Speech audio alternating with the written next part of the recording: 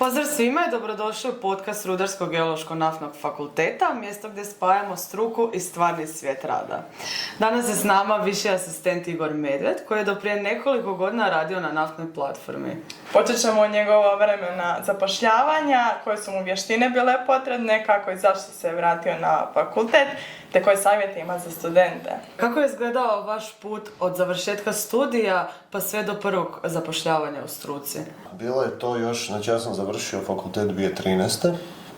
I to je znači bilo diplomiranje, znači 5 godina faksa. I to je, znači završio sam negdje krajem 9. mjeseca, počeo sam raditi 1.9. Tako da bilo je, za mene je to dobro prošlo. Radio sam praktički prije nego što sam diplomirao. I put je bio takav, mi smo tad, znači tih godina Hrvatska je tek ušla u Europsku uniju, nama nismo imali nekakve opcije u Europi, znači to je za nas bilo što je u Hrvatskoj, koje su firme u Hrvatskoj, to je to. Ako nisi dobio posao u INA grupi, praktički si se morao snalaziti nekako okolo. Znači imali smo mi kolega koji su išli van, ali to je onako bilo, ne znam, malo zna ruskoga, pa je otišao u Rusiju, se snašao na neki drugi, treći način. Ali smo imali opet s druge strane sreće da je INA grupa tad uzimala dosta inženjera naftnog rudarstva, tako da skoro cijela moja generacija dobila posao u struci. Bili smo sad u INI u raznim sektorima ili u Krosku, isto i u nekoliko sektora. Ja sam završio u Krosku, odnosno radno mjesto mi je bila naftna platforma Labin, bušača naftna platforma, tako da moji početci su onda nakon faksa bili dosta, ajmo reći, uspješni, dobri. Dobio sam ono što sam htio, tako da radio sam na bušenju, pa evo, dosta je to išlo dobro u startu. Kako izgleda vaš prvi dan kad ste došli na platformu? Pa prvi dan je tako dosta zanimljiv sam po sebi, znači to vam je bilo, putujete u smjenu i radite mjesec dana, znači 4 puna tjedna, od četvrtka do četvrtka tog, za 28 dana. I sad dođete pred firmu pred ponoć, tamo vas bus vozi do Pule, pa iz Pule se prođe carina, pa se brodom ide na platformu, takva je procedura da bi došli na platformu, ne znam, u 10-11 ujutro.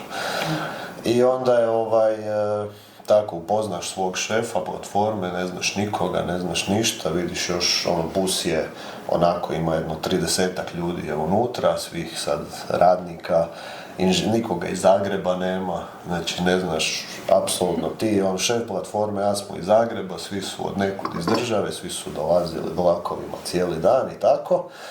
I ništa, i sad ulaziš u bus, evo to je ujedno ovako i dosta zanimljiva priča, dođeš u bus i ništa, vidiš da je prazna klupa, odnosno dva sjedala, ostaviš svoje stvari i dolazi ti sa strane čovjek i veli kao, di ćeš ti, to je moje mjesto, znaš, i sad gledaš pa kak je tvoje mjesto, pa di piše, to je moje mjesto, makni se bok, ne, sve cool. I ništa, odeš na sljedeće mjesto, sad već gledaš sa strane, lijevo, desno, čije je, hoće mi se neko pojaviti opet da je njegovo mjesto, sjednem ja tamo, dođe neki drugi tip, veli, šta je ovo, sjediš na mom mjestu, daj se makni, ne. I vidiš, ja sam otišao do tog šefa platforme, rekao, čujte šefe, imam ja neko mjesto tu za sebe. Nema mjesta. Vidim, imamo jedno 55 mjesta u busu, tu je 30-ak ljudi, pa valjda ima neko mjesto za mene. Onda je rekao, da, odi tam iza, ajde, sjedni tamo, pričat ćemo sutra, znaš.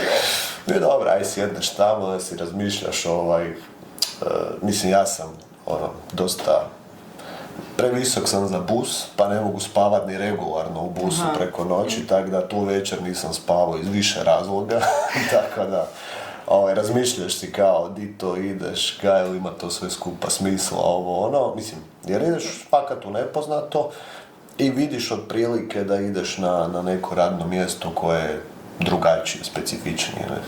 Onda dođeš tamo, prođeš taj brod, ajde ideš brodom prema platformi, pa sam i to jedva preživio, more se, ne znam, valovi su 1,5 m gore dole, 3 sata, pa sam bio vani, jer kao vani mi je bolje, unutra ne bi bilo dobro, ne.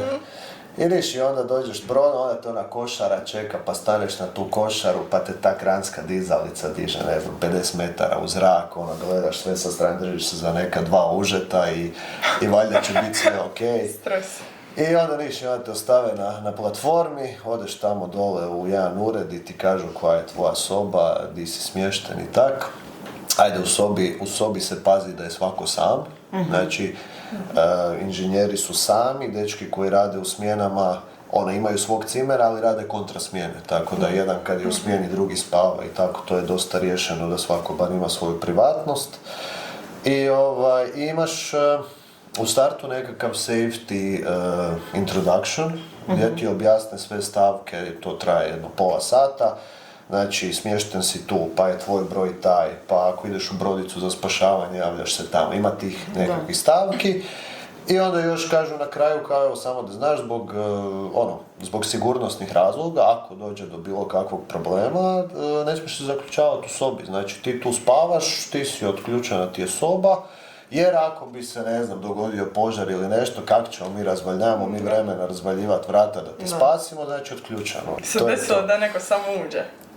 Pa da, desilo se više puta u biti, jer kao tip je, ne znam, navikao da on kad je tu da je u toj sobi i sad je u nekoj drugoj sobi, on si random dođe tu, a mislim skuži, mahne, kao u redu je, ne, mislim, sve cool. Mislim, nije na kraju, nema i svega toga nikakvih problema, ništa nije bilo, sve je to, mislim, svako je došao tamo odraditi svoje, ali mi zbilja, evo, što se toga tiče, nismo imali problema, tako da, sve to ide samo sa, po prirodi stvari je bilo sve u redu.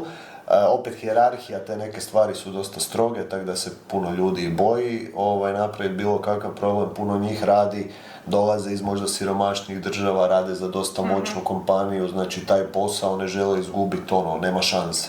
Tako da generalno sve to ide dosta glatko, samo je stvar onda se tek idemo do posla, onda to ima svoje izazove i tako dalje. A koliko je rad zahtjevni fizički, koliko psihički?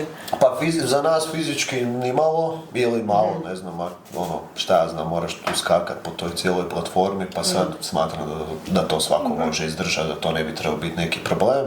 Nekad moraš ići u neki tank, nekad se negdje provučeš, ali to čak, ajde, ja sam bio onaj kojeg svašta zanima, pa sam tako i htio svašta obići, pa ok, to je možda, nisam možda to morao, ali sam htio, tako da ima tu tak situacija svakakvih, ali generalno rekao bi da to fizički nije nikakav napor, nikakav problem, a jedino, ajde, ja sam, morate nositi svu opremu, moj šljem je bio dosta izgreban tamo na platformi, ima dosta skučenih prostora, tako da sam udario glavom u nešto, valjda 50 puta, ali dobro, velim, imam šljem, pa je on samo bio izgreban, tako da to je to, nikakvih daljnjih fizičkih problema tu nije bilo.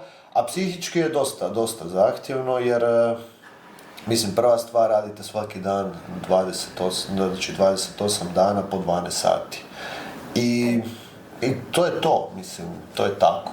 Eventualno možda nedjelja bude malo ležernija popodne, ali kad mislim malo ležernija, ajde, malo ćeš, uzet ćeš si poslije ručka odmor od pola sata, evo, to je to što je ležernije. Znači, ovo sve drugo zbilja radite, evo, ja sam imao smjenu od 6 ujutro do 18, znači od 6 do 6.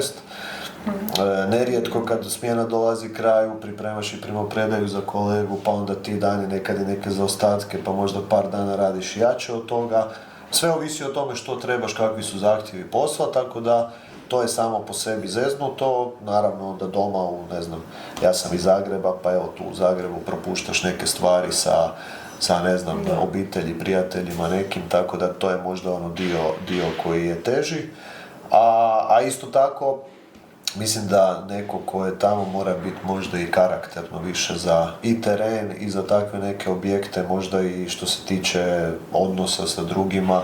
Jednostavno ti tamo moraš ući u ekipu, moraš biti dio tog kolektiva i to ti mora biti normalno, prirodno, ugodno. Jer ako se ti mučiš u tim nekim odnosima, ako ti to ne odgovara, ne možeš ti sa istom skupinom ljudi biti 28 dana.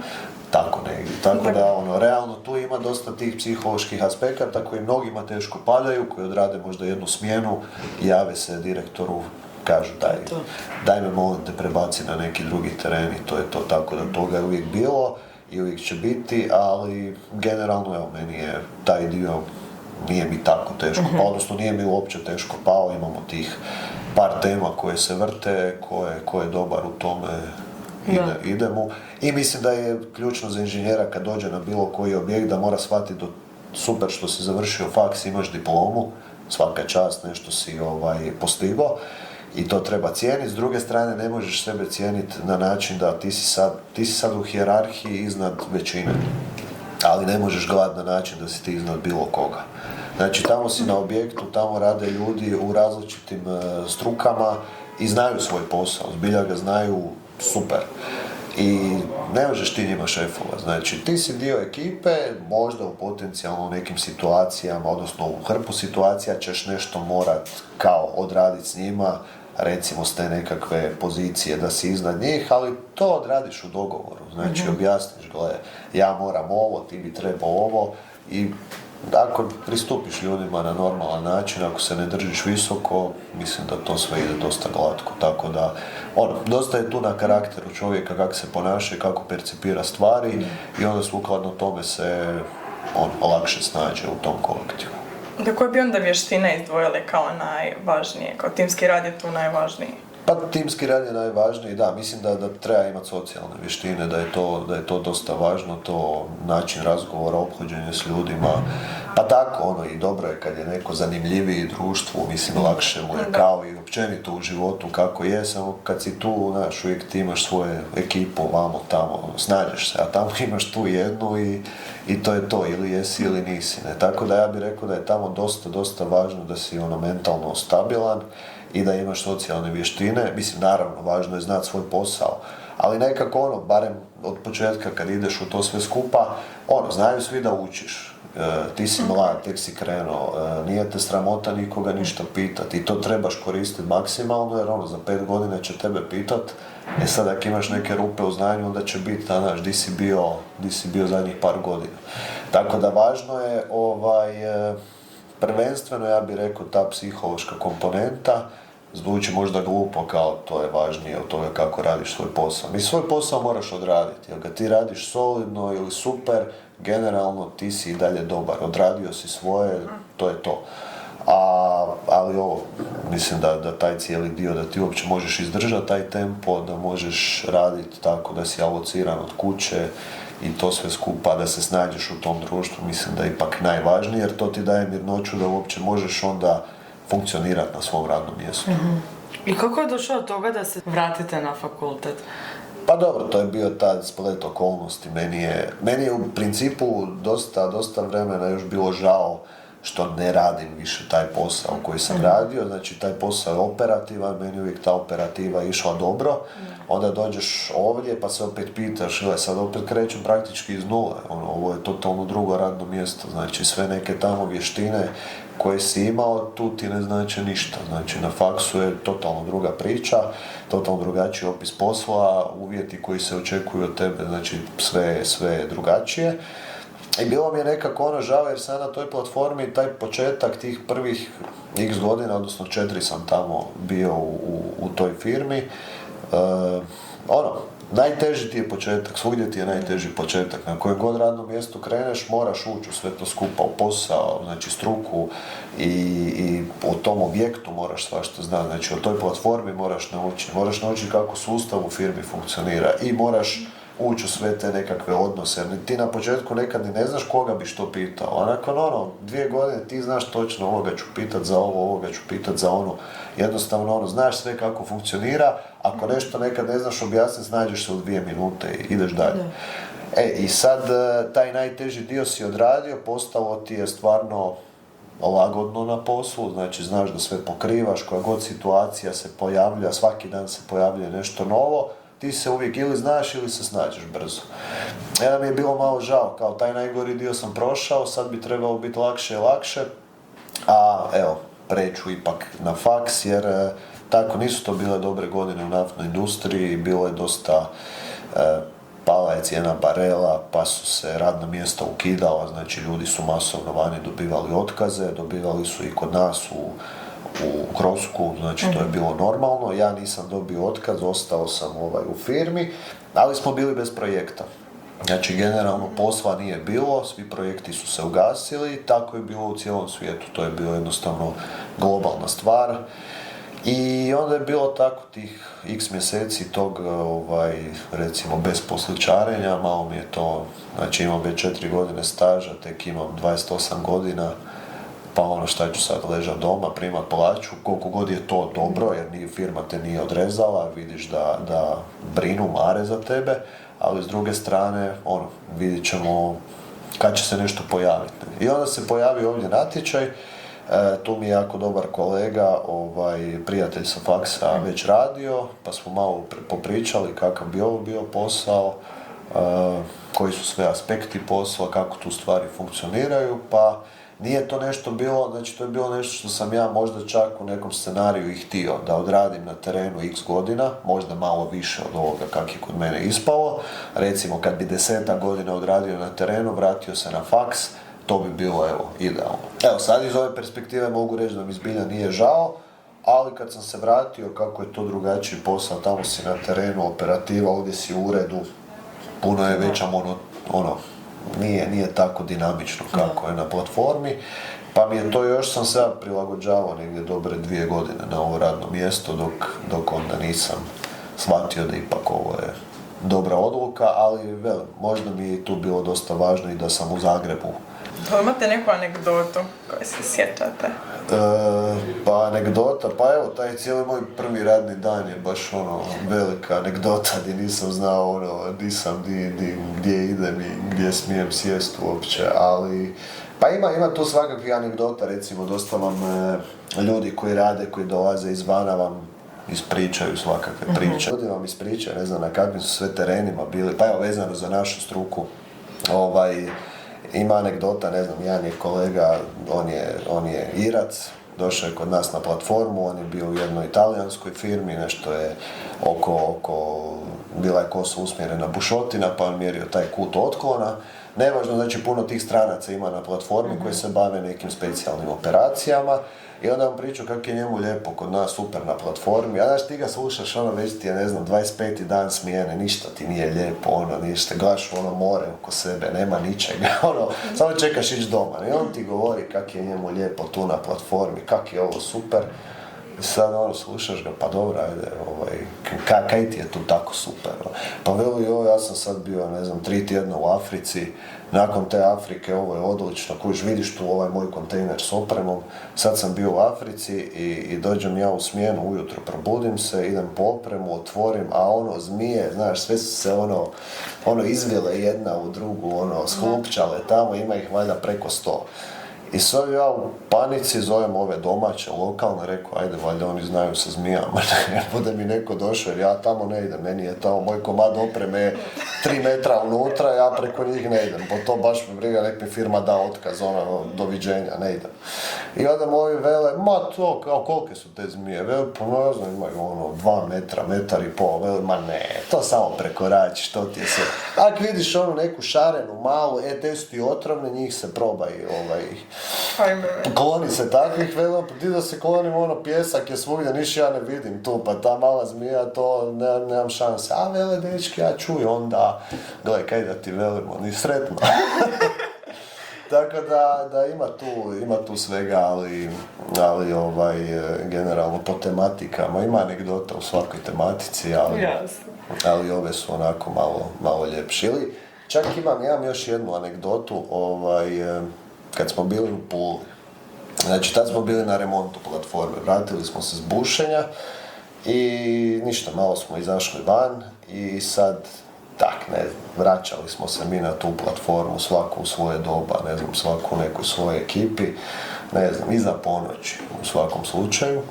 I sad smjena počinje u 6 ujutro i sad drama je, 6 ujutro, nikog ne, mislim, nije da nikog nema, ali dosta ljudi fali u smjeni. I sad, tako, kuca meni kolega, kao, gle, pustio sam te sad već 2-3 sata, dobro, buš se ti digo, ne. I ja njemu rekao, znaš šta, stvarno mi nije dobro, znaš, ne znam, ne osjećam se dobro. Veli, di si sinoć bio? Pa nigdje, ne, tu sam malo, pogledao sam utakmicu, niješ, išao sam spavat, sve okej. I sad ja rekao, ništa, moram doći sebi, moram krenut i izađem ja van na radilište i stvarno nema pola ljudi. I ispalo je stvarno da su se svi valjda hranom zarazili dan prije i stvarno ih je 30 bilo totalno u komi, povraćali ovo ono, mislim bilo je na kraju se utvrdilo da smo se otrovali nekom hranom. Tako da evo, taj moj dan koji nije baš bio savršen je ipak bio opravdan.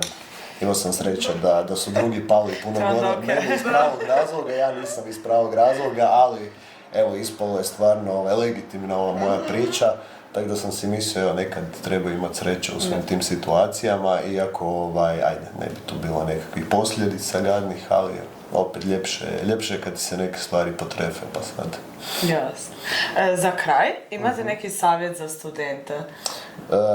Pa imam. U stvari ovako, bilo bi lijepo je kad studenti za vrijeme fakulteta pokažu da im je stalo da ih zanima struka, da im je, ajmo reći, da nije to samo evo nešto ja tu studiram, pa evo, doću do diplome, idemo dalje. Onako, ovi koji su možda aktivni u tom nekom smjeru preko udruga, možda eventualno, ili na takav neki način, kad ljudi vide da im je stalo do struke, možda i kad se onda kroz te udruge pojave na nekoj konferenciji ili negdje, pa i upoznaju možda ljude iz struke, znači tu su konferencije, ne znam, ljetna škola naftnog rudarstva ili recimo studentska konferencija.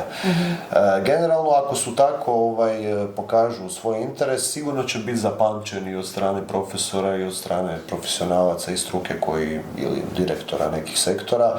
Pogotovo bi bilo dobro da sad iskoriste i prakse koje imaju na diplomskom studiju, jer generalno ako odu u praksu, ako se prijave, obzirom da se stalno raspisuju prakse u kompanijama koje su u struci, recimo bilo bi dobro da su aktivni u tom pogledu i da ugrabe te prakse, jer generalno ja mislim da oni samo dođu na praksu, pokažu da su odgovorni, normalni i velika je šansa da će na temelju toga dobiti posao.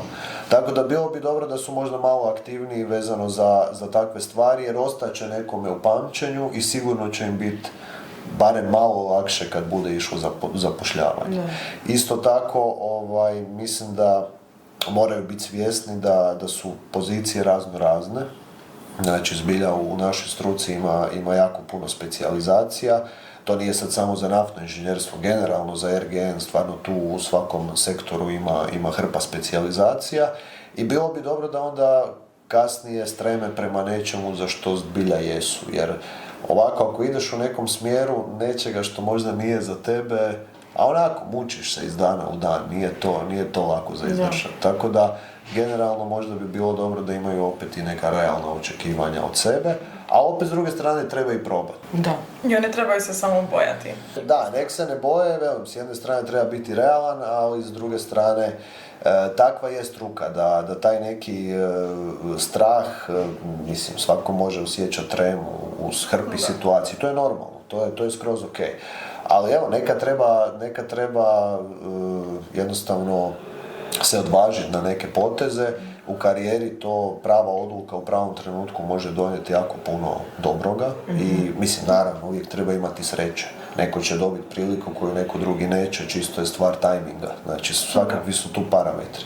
Ali jednog dana kad će možda trebati otići na teren izvan hrvatske kompanije, izvan Europe ako treba, a ništa, treba to sam sa sobom svako, vidjeti ili je, nije, velim, ako je na lila, pa nek se rađe čovjek odvaži, nek proba, uvijek možeš otići u drugu neku kompaniju, nije to problem, niko nije rob, svako može dati otkaz i to je to.